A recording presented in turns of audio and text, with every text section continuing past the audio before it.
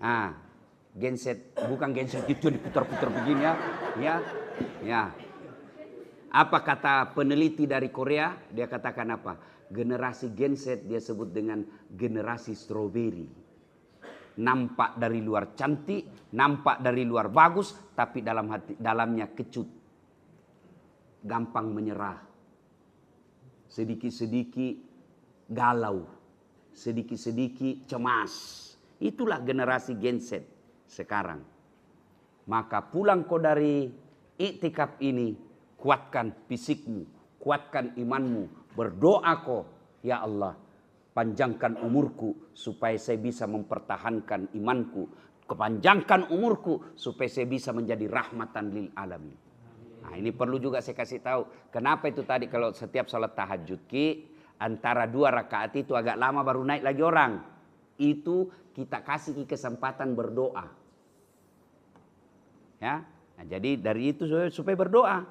Nah, kurang lebih 5 menit minta maki kepada Allah. Doa. Supaya ringkas bilang saja begini doa. Ya Allah, saya minta mohon kepadamu seperti yang pernah dimohonkan oleh Rasulullah Muhammad SAW. Ya Allah, saya menghindar kepadamu seperti yang pernah dihindari oleh Rasulullah Muhammad SAW. Kalau saya doaku ringkas, ya Allah berikan saya keberuntungan hidup. Itu yang saya doakan. Ya Allah berikan saya keberuntungan hidup. Apa yang disebut keberuntungan hidup? Ada tabrakan, beruntung tidak ada di situ. Sah? Bukanlah pelanggaran moral kalau perempuan suka sama laki-laki lebih awal. Tapi jaga harga dirimu. Jantungku terlalu pugar. Wih cowok, kusuka nu. Jangan juga begitu. Cari kok orang yang bisa menjaga harga dirimu. Sudah. Akhirnya terjadi pernikahan. Khadijah umurnya 40 tahun. Muhammad sallallahu alaihi wasallam 25 tahun. Mulailah terangkat derajatnya Muhammad. Makin disuka orang. Tapi pada usia Nabi Muhammad sallallahu alaihi wasallam 40 tahun diangkat menjadi rasul. Nabi kebiasaannya dia lihatlah orang Mekah. Orang Mekah waktu itu kita kenal dengan istilah jahiliyah. Jahiliyah itu kenapa? 1, dia sembah Tuhan 4. 4 Tuhan dia sembah. Latta, Manat, Uzza dan Hubal. 4 Tuhannya. Lalu datang Muhammad mengatakan, La ilaha illallah. Tiada Tuhan selain Allah. Allah ahad. Allah ahad. Allah ahad. Allah cuma satu. Allah cuma satu. Nabi bilang kafir Quraisy, bagaimana tonseng ini kau Muhammad? 4 saja Tuhan, tak susah maki. Nah kau ku bilang 1 tidak dilihat lagi. Tidak masuk di akalku deh. Waktu itu Nabi gelisah. Perempuan waktu itu zaman jahiliyah dianggap aib. Artinya apa? Kalau ada anak perempuan dalam satu rumah itu dianggap busuk keluarga. Coba bayangkan itu. Perempuan dianggap aib. Bahkan ada sahabat yang lahir anaknya perempuan diambil masih dalam keadaan orok merah, dia rebut dari istrinya, dia kubur hidup-hidup. Jahiliyah. Sembahnya Tuhannya 4. Dia bikin Tuhannya berdasarkan kekuatan ekonominya. Kalau dia kaya sekali, dia bikin Tuhannya seperti manusia, dia sembah dan buat dari emas. Yang agak bawa sedikit dari perak, bawanya lagi dari besi, bawanya lagi kayu, bawanya lagi tepung terigu. Nah bikin Tuhannya, nah bikin kepalana, nah bikin badanna, nah bikin tanganna. Sudah ini sembah, nah lihat-lihati. Lapar nih. Roti ini dah leka nggak? Roti di depan ada lapar ki. Lalu dia bilang, Kareng, pamupura mama kate. Ya, dia bilang, Tuhan maafkan saya. Sudah mau kuku sembah. Saling pengertian ki. Cipur kak. Nah ambil Tuhannya pak. Nah ambil tangannya. Dia makan. Nah ambil kakinya, nah makan. Terakhir nah ambil kepalanya, nah makan. Sejahat-jahatnya bangsa Indonesia, belum pernah ada makan Tuhannya pak. Tapi Arab jahiliyah dulu Tuhannya nah makan. Makanya disebut jahiliyah. Lalu Muhammad, kenapa ini sekampungku na bileng-bileng ngasih? Kenapa kau sembah itu patung? Tolong tuh. Sangingnya lalon yo patung yang bikin patung kau sembah. Kenapa ini patung? Ini patung tidak bisa ngapa-ngapain. Sekalian bikin patung yang jago. Iya toh? Muhammad gelisah. Yang disebut kalau bahasa dalam dunia akademik kepekaan sosial. Akhirnya naik ke gua. Namanya Gua Hira. Jabal. Keras-keras saya kok, jangan ragu-ragu. Jabal. Karena tidak percaya kok. Benarkah ini, betulkah ini. Jabal Nur. Ya. Nah. Nabi di dalam Gua Hira bersemedi kalau bahasa Jawa. Turun Jibril, dia peluk Muhammad. Muhammad, ikra, baca Muhammad. Nabi bilang, Muhammad, bagaimana caranya? Saya tidak tahu membaca. Ikra, baca kok. Tengok aku sengi kodong. Ikra, baca. Makin dia peluk sampai Nabi sesak napas. Lalu Nabi mengucapkan, Ikra, bismi rabbikal ladzi khalaq. Sampai ayat kelima. Maka pada malam itu dilantiklah Rasulullah Muhammad SAW menjadi Nabi dan Rasul yang terakhir. Yang kita kenal dengan istilah nuzulul Quran. Yang istilahnya itu turunnya Al-Quran yang pertama. Nah, kita peringati. Sudah itu Nabi menggigil, dingin. Dia pulang ke rumahnya. Siapa istrinya tadi, Bu? Siapa istrinya? Siti Khadijah. Assalamualaikum warahmatullahi wabarakatuh. Dingin sekali ini sayang. Dingin. Selimuti ya. Selimuti saya. Ibu, kira-kira kalau kita 3 hari 3 malam tidak ada kabarna suami kita, ditelepon tidak nangkaki, di WhatsApp kina baca ji, tidak na balasi, ditelepon na rejeki, tidak ada kabar-kabarna, tiba-tiba datang bilang selimuti saya, dingin nggak? Kira-kira kita selimuti Ibu? Balle kok. Pasti nu bilang batu kebaik kok cilaka.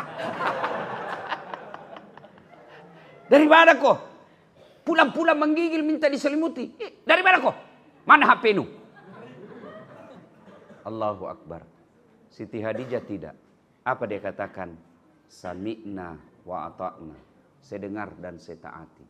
Maka ibu-ibu pulang. Jadilah istri yang soleh. Jadilah istri yang taat sama suami. Biar kau tiap malam datang tahajud di sini menangis-nangis, tapi kurang ngajar kau sama suamimu. Tidak ada nuda apa. Ya Bu. Tapi sekarang ibu-ibu jarang ngurus suami. Saya ingat almarhum bapakku. Sebelum pergi sawah kalau pagi-pagi, sudah ada mie kopina. Pasti sudah ada kopi. Minum kopi baru pergi sawah. Kata bapak-bapak, dibikinan kok kopi.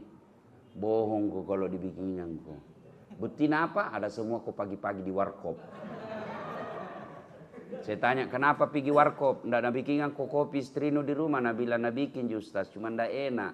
Kopi diminum, omel dirasa. Makalah kola cilaka. Ya, Khadijah akhirnya pada saat itu setelah Nabi diangkat menjadi Nabi dan Rasul, kedinginan, lalu Khadijah panggil sepupu satu kalinya namanya Waraka bin Naufal, pendeta. Dalam keadaan tunanetra itu pendeta, tidak bisa melihat, datang. Nabi ceritakan. Lalu apa kata pendeta itu? Muhammad, apa yang datangi kamu itu sama persis yang mendatangi Adam, sama persis yang mendatangi Ibrahim, sama persis yang mendatangi Daud alaihissalam, sama persis yang mendatangi Isa alaihissalam. Kau diangkat jadi rasul. Dan beliau ini yang pendeta memprediksi, andai saja saya masih hidup, andai saja umurku panjang, pada saat kamu diusir dari umatmu, saya akan bantu kau pada waktu itu. Dia sudah tahu bahwa Muhammad akan diusir. Itulah hijrah. Nah, Diangkat menjadi rasul, mulailah Nabi dibenci. Sampai puncak kebenciannya kepada Bani Hashim, diisolasi.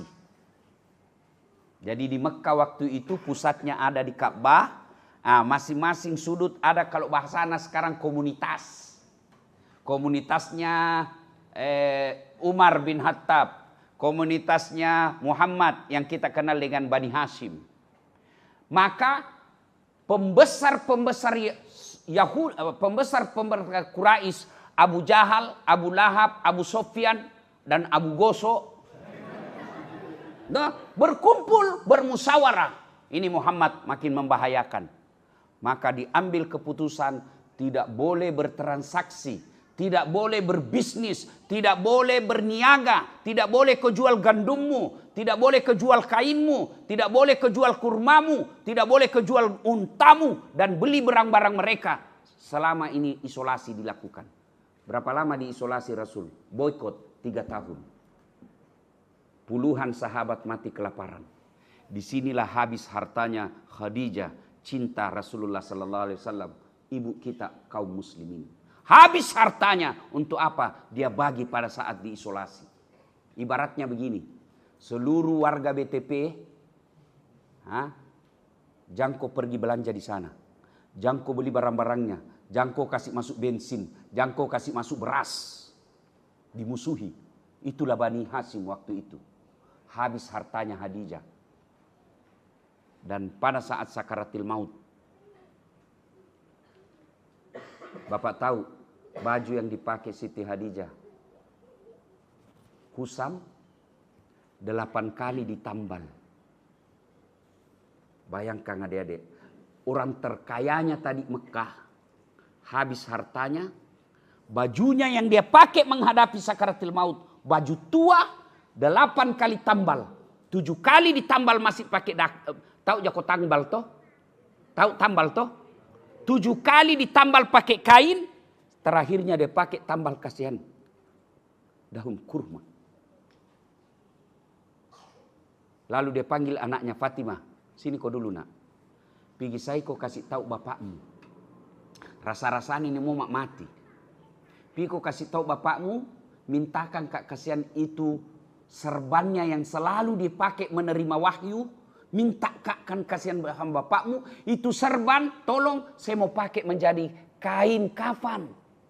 Mudah-mudahan kain kafanku itu melindungi dari serbannya bapakmu yang selalu dia pakai terima wahyu. Mudah-mudahan setelah dibungkus jadi kain kafan, Allah menjauhkan saya dari asap kubur.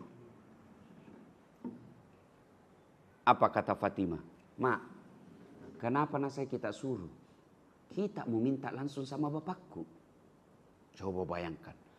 Dengar ibu, apa jawaban Khadijah? Malu kak nak. Malu kak. Bayangkan. Habis hartanya untuk membantu suaminya, minta serban, malu. Saya yakin tidak ada misteri seperti ini sekarang. Jangan karena minta nak curi pak. Karena rumahnya Nabi itu kecil. Kalau bapak punya rezeki, suatu ketika pergi ke Madinah, itu ada museum. Di situ digambarkan rumahnya Rasulullah. Kecil rumahnya Rasulullah. Itu Rasulullah kalau berdiri dalam rumahnya, kepalanya tersangkut di langit-langit rumah. Bisa dibayangkan bagaimana besarnya itu rumah tuh? Ada di sini begitu rumahnya. Semiskin-miskinnya tidak mungkin begini sempitnya rumahmu. Dan kalau beliau berjamaah dengan istrinya, yang paling suka kerjai Nabi dari istrinya yang 11, itu istri yang termuda, Aisyah. Sujui. Apa yang terjadi? Kakinya Nabi menyentuh kepalanya Aisyah. Betul sempitnya itu ruang tidurnya Nabi. Kalau Nabi bangun, kentara itu pelepah daun kurma yang melengket di pipinya. Kenapa? Tidak pakai bantal. Apa nak pakai bantal? Pelepah daun kurma. Sama kalau bapak-bapak tidur di balai-balai, bahasa Parisnya pangkak-pangkak. Tahu Jako Paris? Pare-pare dan sekitarnya. Coba kalau waktu tak kecil dulu, kalau kita tidur di atas pangkak-pangkak balai-balai itu, yang terbuat dari kayu, bambu, tidur, pas bangun ki, berbekas di sini. Begitu Rasulullah. ketika Siti Khadijah wafat, karena dindingnya antara Khadijah dengan Nabi, Khadijah dalam kamar tidur, Nabi di luar. Dia dengar itu, dia dengar bahwa saya malu minta sama bapakmu nak, kamu minta. Menetes air matanya Nabi. Kamase bideku, baik nak kasihan, habis hartanya saya pakai untuk dakwah, minta serban, malu. Dia datangi Khadijah. Wahai istriku, hanya inikah yang kamu minta dan kau malu? Habis hartamu kau bantu kak, kamu malu. Menetes air matanya Khadijah. Lalu Nabi berkata, Khadijah istriku, kenapa kau meneteskan air mata? Apa kau menyesal menikah denganku? Masa sekali kau gak? Habis hartamu tadinya sebelum saya nikahi kau kaya. Kau dihormati di Mekah. Sekarang kau dihina. Kau dipermalukan. Hartamu habis. Apa kau menyesal menikah? Apa jawaban Khadijah? Ya Rasulullah, demi ruh Allah yang menguasai ruhku, saya tidak malu. Saya cuma pikir kasihan bagaimana nanti kalau mati kak. Semasa hidupku tidak berani orang terang-terangan menghina kamu. Tidak ada yang terang-terangan bisa mendatangi kamu dan menghinamu. Karena dia segan sama saya. Bagaimana kalau mati kak nanti kasihan? Tidak ada orang lihat, nak datangi mako itu. Bagaimana mak kalau mati mak nanti? Siapa yang bantu kamu dakwah? Ya Rasulullah, kalau besok-besok saya sudah wafat. Ini tulangku, ada yang mau beli, jual ini tulangku, kau pakai dakwah. Itulah cintanya Khadijah kepada Rasulullah. Maka wajar, itulah Khadijah. Kepedihan hidupnya, kesusahan hidupnya, cobaan hidupnya, penderitaan hidupnya, dia peluk rapi-rapi, dia tutup rapi-rapi, dia rahasiakan sendiri, dia hadapi sendiri, dia tidak publis. Setelah itu meskipun dalam penderitaan, tidak pernah dia bercerita ke orang lain. Itulah Khadijah. Apa cerita kita sekarang? Acaca, pacala. Entah nyonya pacala, pacala-cala. Oh. Baru sedikit menderita pergi curhat. Kau ni dan suamiku jelek dan sifatnya. Kenapa nak beli? Tak pernah nak belikan baju baru. Mau beli lebaran tak tu nak beli baju baru, baru mama dah terus nak belikan. Coba, nak cerita aibnya suaminya sama tetangganya. Baru coba bilang gagah ji. Jelek dah ji lagi. Itu mama si jengkelku kalau tidur itu beda ngoro ki. Baby poing. Kalau begini sifatmu, kamu bukan bagian daripada orang yang Allah sediakan rumah istana yang terbuat dari mutiara. Adik-adik, jangan kau suka cerita susahnya hidupmu. Lebih baik kau hadapi. Pasir jadikan mutiara. Itulah Khadijah. Bedanya orang optimis dengan pesimis. Kalau orang optimis, masalah dia jadikan tantangan. Kalau orang pesimis, barang bagus dia jadikan masalah. Apa? Selalu sangka buruk. Bagaimana nanti begini? Bagaimana nanti begini? Bagaimana nanti begini? Sangka buruk. Orang optimis, barang dia selalu sudut panjang, selalu bagus. Pasti ada hikmahnya ini, pasti ada hikmahnya ini, pasti ada rencana Allah. Jangan kau pernah sangka buruk. Kalau sangka buruk kok, maka itu akan terjadi. Kenapa? Ana inda sanni abdi bi. Saya tergantung sangkanya hambaku. Kalau dia sangka baik, baik kok. Kalau dia sangka jelek, jelek. Maka ketika ada masalah dalam hidupmu, kau percaya ini cara Allah pelihara saya. Saya tidak mau contoh orang lain, saya mau. Setelah saya beberapa tahun terakhir ini setelah viral-viral, hidup saya agak lebih baik. Baru saya bilang begini dalam hati. Kalau saya bermuhasabah. Oh, begini caranya Tuhan pelihara. Dia susah sekali. Bayangkan kalau jalan kaki dari Jalan Harimau pergi di situ Alaudinga. Dilewati itu pasar apa namanya itu? Baeng-baeng. Jalan kaki. Kadangkala jalan kaki dari jalan harimau. Karena saya ngontrak 9 tahun jalan harimau. Jalan harimau, jalan kaki, pergi jalan Cakalang, SMA 4. Coba kalau kaya kak dulu waktu itu. Anda jari ya ustaz, barangkali jari ya geng motor. Ya, jadi adik-adik, kalau susah hidupnya orang tuamu, miskin, begitu cara Allah jaga kau. Supaya kau kuat. Supaya kau penuh tantangan. Supaya kau cepat dewasa. Coba lihat anak-anak dulu dengan sekarang. Anak-anak dulu pak. Kita waktu tak kecil di kampung. Ada namanya cokbo. Kalau hujan keras makin disuka. Pergi orang jambatan basi. Berdiri baru terjun. Sung. Di sini ki jatuh, di situ ki kelihatan. Mandi sampai biru itu bibir. Tidak sakit-sakit. Kuat fisiknya. Sekarang anak-anak kah? Baru lihat petir demam mie.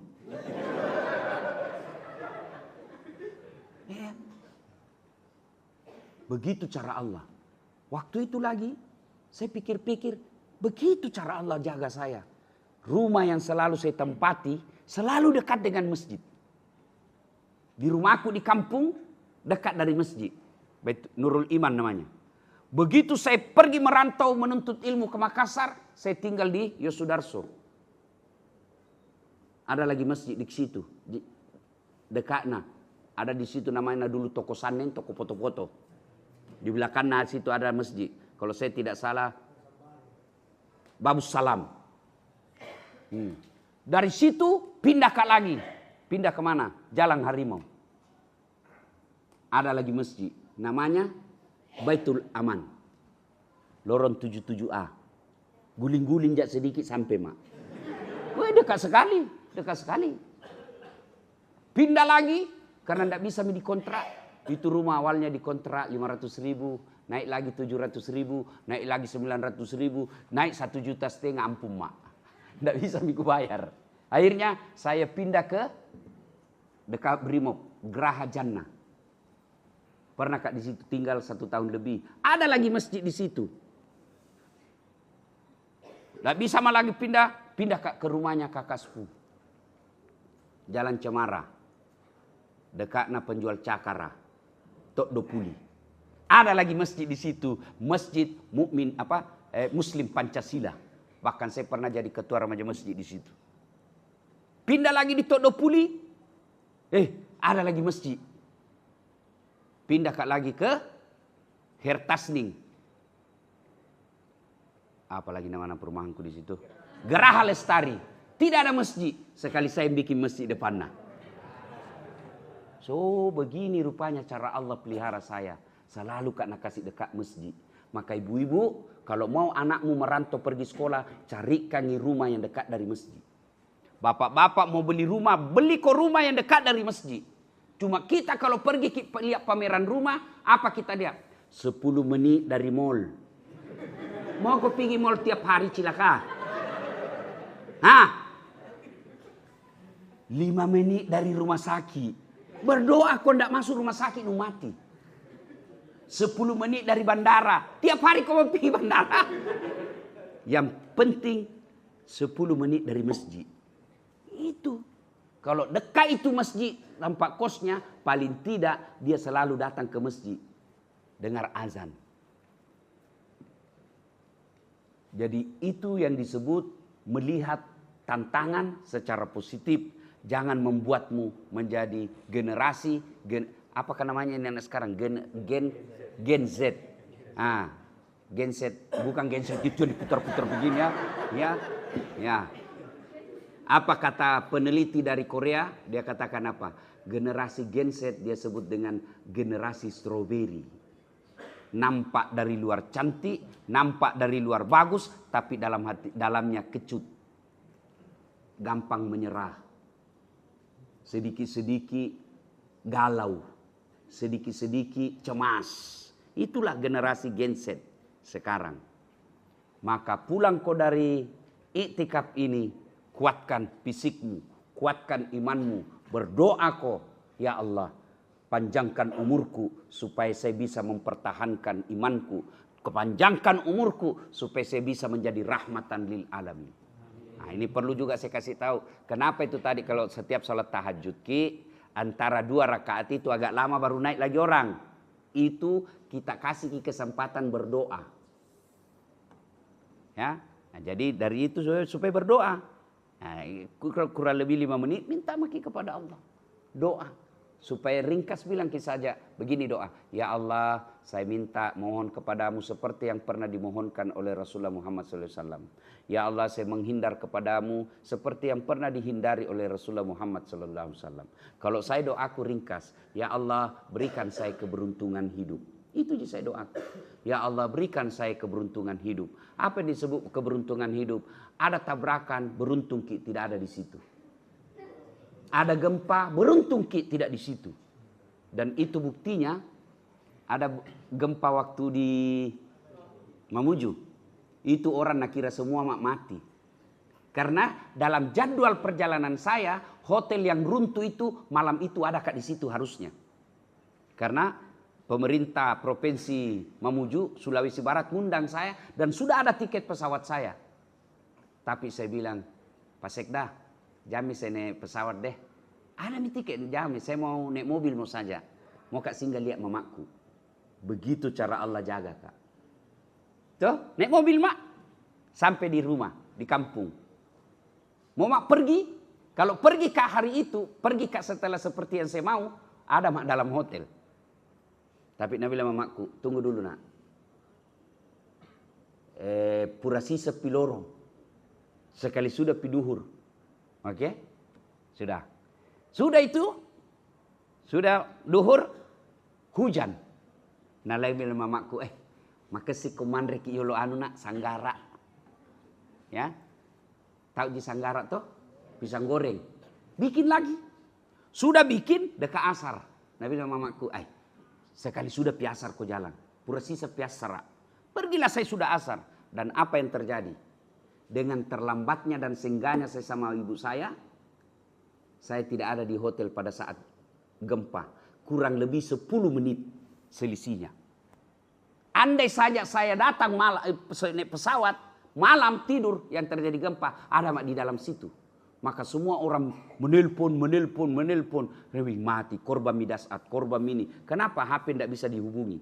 Kenapa tidak bisa dihubungi? Jaringan hilang waktu gempa. Begitu cara Allah. Itu disebut keberuntungan hidup. Beruntung waktu gempa tidak sampai di situ. Beruntung waktu ada pembagian pulsa ada di situ. Beruntung namanya itu.